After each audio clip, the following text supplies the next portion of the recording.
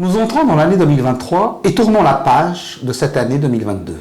Une année noire pour le climat et pour le droit humain, incarnée par deux événements planétaires, la COP27 en Égypte et le mondial de football au Qatar. Affront terrible au climat et aux droits humains que d'attribuer la COP27 sponsorisée par Coca-Cola à l'Égypte qui compte 60 000 prisonniers de conscience dans ses prisons.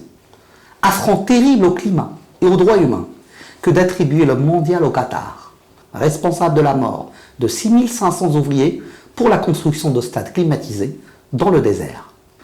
Face à l'urgence climatique, les intérêts financiers des grandes nations, le gaz, le pétrole, l'armement, ne peuvent continuer à être leur seule et unique boussole. Pour nous, climat et droits humains, c'est le même combat.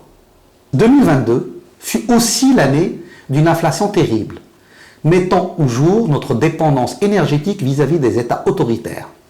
Cette inflation aura creusé encore davantage le fossé des inégalités sociales en Europe et dans notre pays.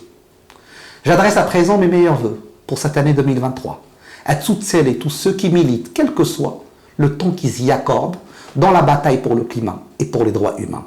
À celles et ceux qui militent, quelle que soit la forme de ce militantisme, pour la justice sociale. Chaque centimètre de terrain gagné compte. Votre engagement impulse et accompagne le changement. Ne lâchez rien.